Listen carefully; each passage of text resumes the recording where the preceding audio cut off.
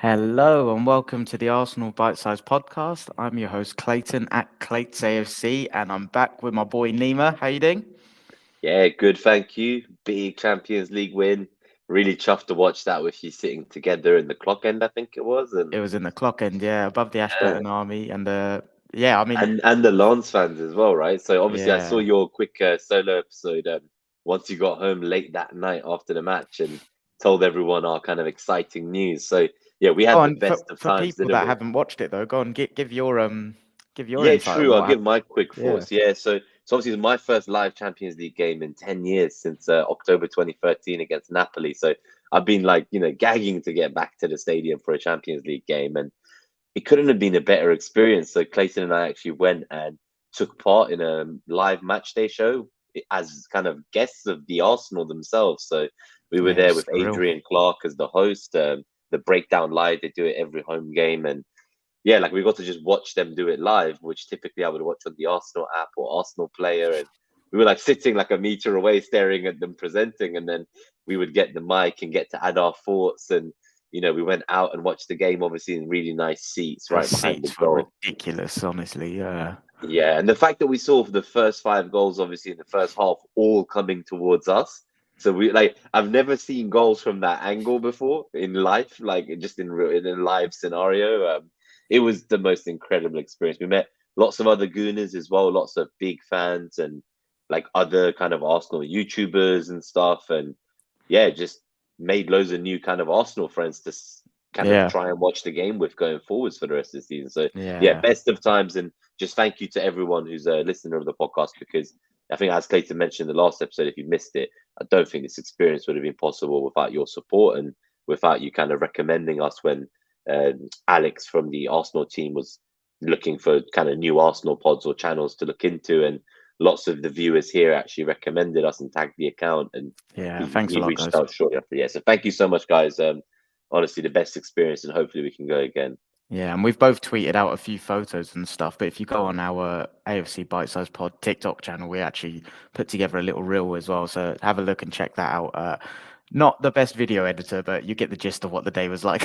So Yeah, yeah, really nice TikTok. I like that actually. I saw that yesterday. yeah, cheers. So yeah, we're riding the high of the Champions League. We like broke all sorts of records on Wednesday. Nice 6-0 thrashing, and now we've got Wolves at home. So we'll go and do our standard stuff. So we'll do predicted lineups first. Bloody hell, I've made that graphic very small this week. Listeners, I'm so sorry. I don't know what I was doing when I did this one, but you don't need a graphic to know what the team was against Brentford. So well, you might do, but I'll read it out anyway. So against Brentford. Our lineup was obviously Ramsdale had to come in goal. The back four was Tomiyasu, Saliba, Gabriel, and Zinchenko. In midfield, it was a surprise inclusion of Trossard at left eight, with Declan Rice anchoring the midfield and Odegaard in the right eight. And then the front three was Saka, Jesus, and Martinelli. And then worth touching on the lineup against Lens midweek was obviously it was the full strength 11, Raya in goal instead of Ramsdale, and then Havertz came in the left eight instead of Trossard and did well. So with that in mind, I guess that I've seen on FPL Twitter specifically, and a few people mentioned it on Wednesday about the fullback situation. Mm. I have a very strong opinion on what I think is going on there, but well, where's your head at on I, that? I think I lean towards your opinion, funnily enough. But I know that obviously, like, I respect Adrian's opinion a lot. Like, he covers Arsenal, he does the handbrake off pod and stuff. But I think I listened to his handbrake pod, and he said something that maybe added a bit more, I guess, color to what he said in the Okay. match they showed. So obviously, we were talking about how Ben White's now got 2 stars. So Tommy's got 2 stars. Ben White's been on the bench 2 games. Doesn't look good for him and stuff. But ultimately, in the latest episode, he kind of said that like the difference between them at this point is so marginal that it's like probably the closest call in the entire starting 11 now. Like it's got to that point Yeah. where when you look at the rest, like yeah, Trossard's great, but we would pick Martinelli first. Like Yeah. Jesus, we would pick him first. It's like every other position. Like there's some debates maybe at left eight, but apart from that, it's like that right back Yeah. slot seems to be the one that it's gone back to the days of old again. Where we Yeah. didn't know it's gone straight back to the days of old where there was always a fullback 2 seasons ago when we didn't know who would play. But so for me, I think the thing about Tomiyasu is we saw he was lacking in confidence. He'd had some injuries. He was really great for us at the beginning when he arrived, and he seems to be back at his best. Yeah. And he's actually, what I saw in the Champions League that I don't think I've seen from him often is he was making those marauding runs forwards. He got 2 assists. He really was playing out of his skin and almost For a showing minute, I was like, Arteta. what was the second assist? And then I forgot it was just when he twatted it to Martinelli. Yeah. Like I don't think he even knew where he was, but it was just like that's where he was like thinking this is where Martinelli should be. Have you seen that clip of Abue when he's coming out with the tunnel and he just smacks it and he's just doing like star jumps? That's exactly. I saw someone saying that was just Tomiyasu. Yeah, he just booted it. Yeah, like it just like flew up the pitch and landed with Martinelli, and obviously Martinelli finished it off. Yeah, it was just I don't know. But the point was that he seems to be trying to show to Mikel that he can do it right back what White does. And I know that in the past I felt that his relationship with Saka wasn't as good as White's relationship with Saka, with the overlapping runs and providing an extra outlet.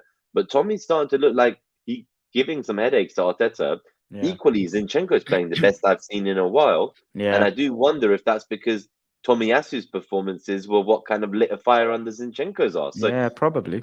So ultimately, to conclude, I just think we have 3 fantastic fullbacks, and that in this period ahead of like 7-8 games of in the month of December, we're gonna need to use all of them. So keep them all ready, keep them all fit. Yeah. So I don't think like Tommy's first choice. I just think that all 3 are so incredible, and they're all pushing each other to be better and better and better. And I'm here for it, man. Like I'm I don't exactly think Ben White's the same. off the spot at all. I literally feel the exact same as you. I think it's as simple as, like you even touched on it, right? We've got 3 games in a week coming up. I think it's as simple as that. Just like it's probably a position in the squad where we're actually short right now, and fullback, because obviously Timber unfortunately got injured. So I think it's as simple as he's just trying to keep the positions fresh in those areas. And like you said, the quality of the options we've got there is brilliant. Before we get on to our actual predicted 11s, there's quite a few of the listeners in the chat. So we've got Bungle, who I'm not sure if he's in live. No, he mentioned this earlier today because obviously Bungle's out in Tokyo. So he said, "Evening, lads. Hope you're climbing up the..." No, not hope. He said, "Evening, lads. You're climbing up the bite-size FPL league clates." So yeah, that's good to know. I've not actually checked. So that's a nice... I guess that's a segue to shout out a few people. So in first place, I wish I checked this when he was actually on the pod with me. Is Pontus? Oh, he is live, by the way. He is here. Oh, is he? Yeah, he's here. Yeah. Also, Pontus is first at the moment. Yeah, so Pontus is first, FPL Chrono in the FPL League. And second, we got Haddy. Third, Glenn Herriot. Not heard from him in a while, but Glenn's obviously been on the show before and interacts quite a lot. I think he's traveling at the minute. And then, joint third is Steve-O Bungle. Nice one, mate. And then fifth is Scott Harris, Dream Team Professor. And I've snuck my way up to seventh. So it's nice that it's like regular listeners that and people that have been on the show that are leading the leaderboard. So we've got, Bungle's in. Oi, lads, from Uncle Mike, fresh from my motherland in Goa. Hope you had a nice time. Lots of kingfishers and cobras. We've got FPL Finn in with... What do you reckon Finn's saying there? You're... I don't know. Hello. Maybe it's like a festive. Maybe it's a festive greeting for the start of December. Nice. I'm very uncultured. But do let us know. You're Finn. And if it's a swear word, I'm sorry for saying it back to you. He might have also just been saying yes and agreeing with a comment we made, but we'll never know. And then we've got our good mate Delia's in as well. Good morning, superstars. Not sure about that, but thanks, Delia. Hope you're good. And everyone, go check out Delia's Twitter page because she does lots of festive baking. And I need to place an order myself because I've eaten 10 of my advent calendar chocolates already. So I've got. I read that you ate them before December, man. I can't believe this. Yeah, in the office, people gave us advent calendars. They were just sat on my desk. I was like, I'm just going to eat one, and then I was like, it's the weekend, so I'm not going to be here, so I might as well eat 3. And then 3 turned into 8, 8 turned into 10, and it was it was all downhill. Man. So anyway, back to the 11. So yeah, we've discussed the fullback situation. So in my opinion, I think that's the only real dilemma at the minute. So I guess with that in mind, my starting 11, okay, what I think it will be is basically the exact same team as Wednesday. And I would have said maybe White would come in, but with how early the subs were midweek, I can't remember specifically what time, but I remember. It was half time. Right? Yeah, both fullbacks at half time. So with that in mind, I think he's just going to go for the same team as Wednesday, in my opinion. Yeah, I would tend to agree. I'm trying to think if anyone else can squeeze their way into the 11. I think Havertz has to play again. I He's think got a so. chance to get free and free. He was his Yeah, best game for the club, I think. and I've even not I've not seen so. him Go on. live often, right? But what I really liked is he just seemed to be kind of getting the ball in the air and helping the rest of the team out much further up the pitch than I've been watching of him in the Yeah, earlier games this season. Like I know he looked really good against City when he plays into forward, but this time he kind of played that left eight role that we thought he was coming in for, and he played it the best he has. He opened the deadlock, and I couldn't have been happier for him. Like I just really hope he kind of cracks on from here because I genuinely thought he looked like a man playing with confidence. Confidence I've not seen in him all yeah. season. It was when he started pulling out the skills in the corner. I was like, okay, he's Mm. feeling himself tonight. So yeah, I really hope this is the week that he kind of kicks on now. And because even the thing I've mentioned all season about the kind of lack of, Adrian Clark mentioned it on the breakdown show as well, right? Like the lack of urgency in his movement. I even started seeing that on Wednesday. So if that can continue, and we'll touch on it now, actually, well, after you give your 11, but Wolves are obviously missing a few players in the middle of the park. So I think it's suspensions and injuries. So I need to, Yeah, they have two suspensions. I know Lamina's suspended, and I think there's yeah, one more midfield. Both their central midfield first choices are injured, so suspended. yeah, Nouri's out for 4 weeks as well, the exactly. fullback. So So with there's that some in mind, major issues there. Neto's obviously still out, it seems. So yeah, but like just thinking of the middle of the park, I think that should suit Havertz. Like there should be space there for him. So yeah, but before we look at Wolves' team, do you want to give what you think what the 11 will be for you? yeah, I think it will be the Champions League 11, to be honest. Yeah, I think it will be the exact Tommy and yeah, Zinchenko. Tommy and Zinchenko with Raya. Um, yeah, I definitely think so. I'm Nice. just looking if there's anyone else who would sneak in. I guess they all got subbed early. That's the thing. I think actually the one thing I could see is Go I on. could see Trossard start instead of Martinelli to rest him a bit. Martinelli was not subbed that early. I don't think. I don't even know if he was subbed, and That's a good he shout. was playing through his skin. The pressing he was making and the kind of energy he was showing like late into that game. It was like it was the first 10 minutes of the game still when I was watching him Yeah, run in the 70th, 80th minute. So that's a I really think good he shout. he could do with like a rest. I think.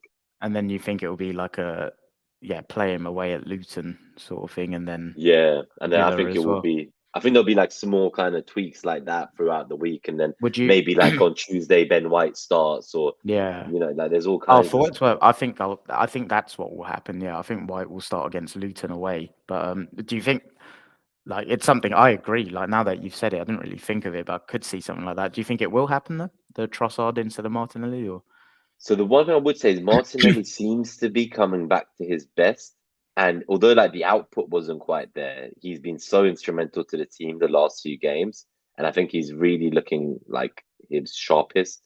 So you don't want to put him out of the firing line. You kind of want him to continue. yeah, But I believe one of Havertz or Martinelli will not start. Whether it's Martinelli, I don't know, but I think one of those two will be benched for Trossard. That's my sure. kind of big take on the lineup, I would say. So I guess we'll find out. mine is got to nail my colours to the mast here. I think he's just going to go flat out, full strength. Saturday, Tuesday, I think there'll only be one change at fullback, and then I think it'll be the same team again against Villa. I think there'll be one change in the next week unless there's injuries or someone drops a stinker. I think he's just going to go treat it like a normal Champions League week, knowing that in between Villa and Brighton, we've got PSV away, we've topped the group. Like he can rotate 3 or 4 then.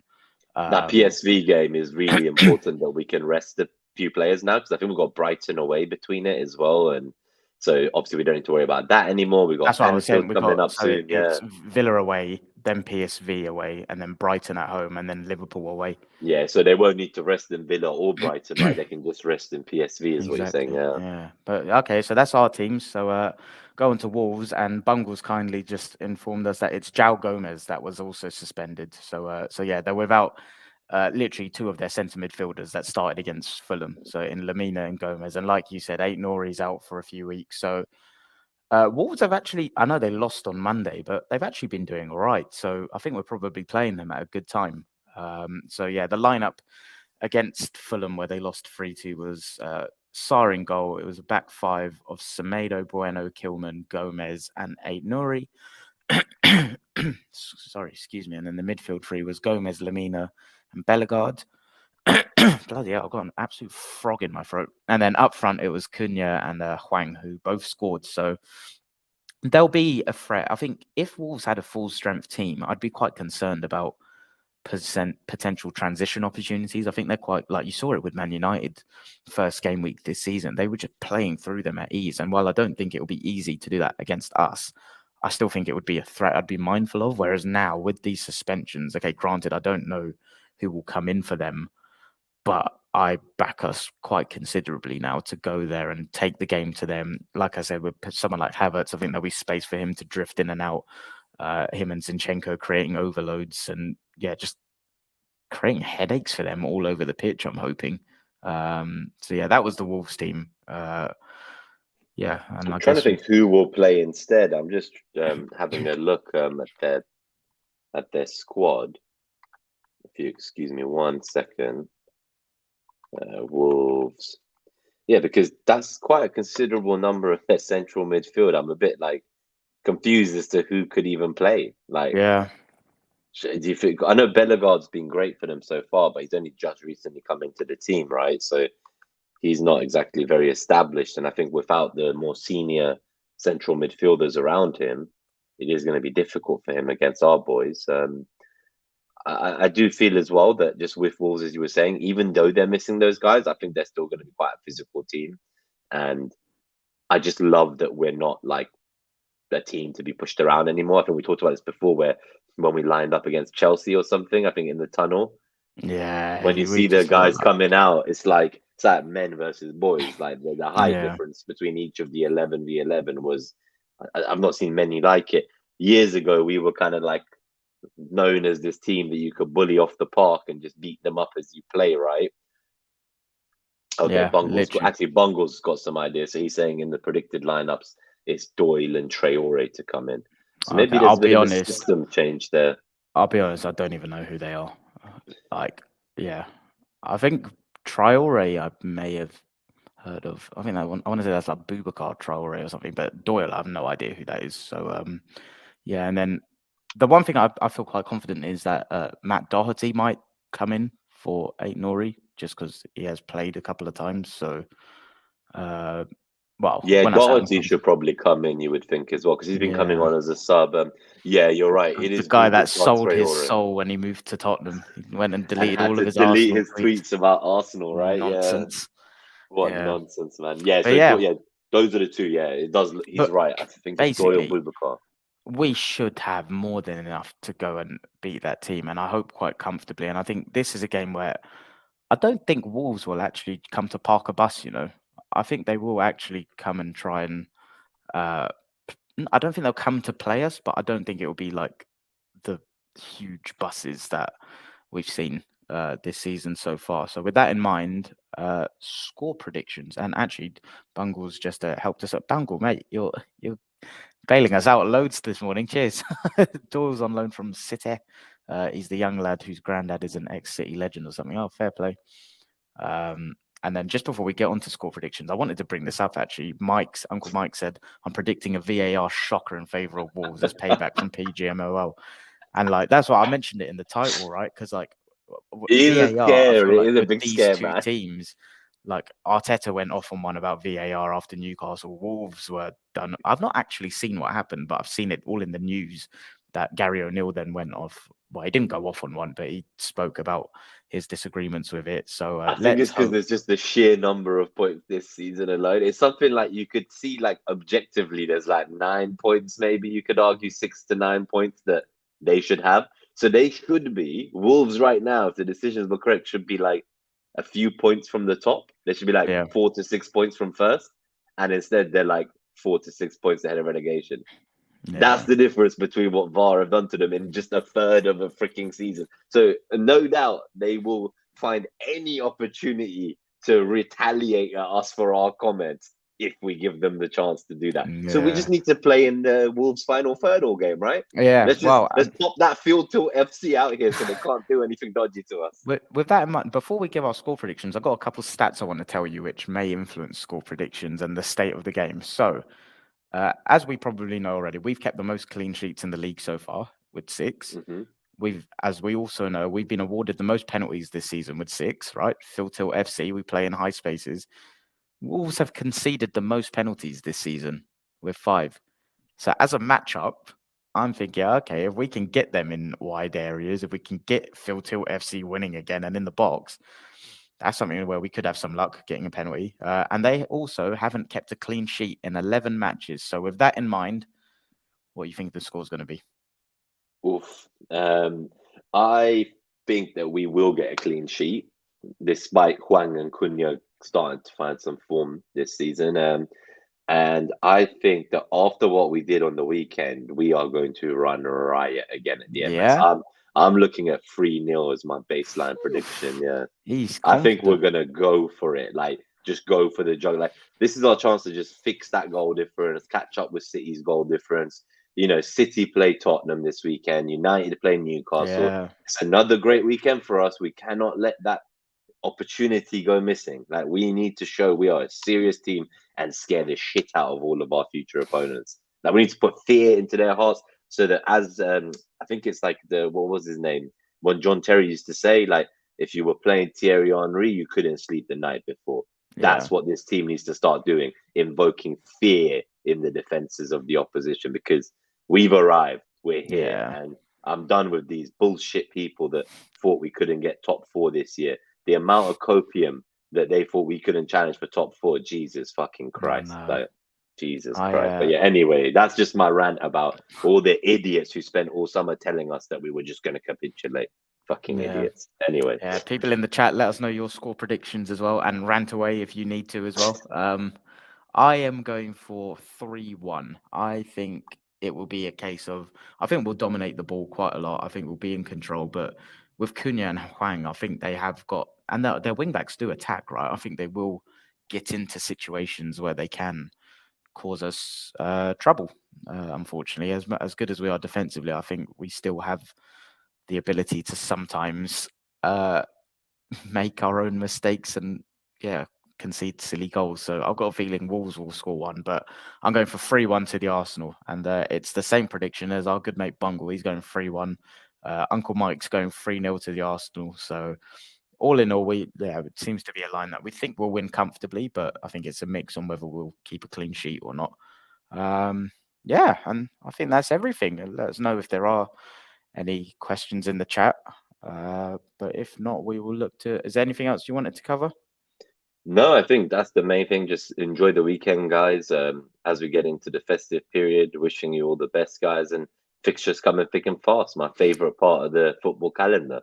Yeah, and we've Nima and I haven't actually spoken yet about a content schedule, so we'll chat after this, and then we'll send out a tweet to let everyone know what we're doing.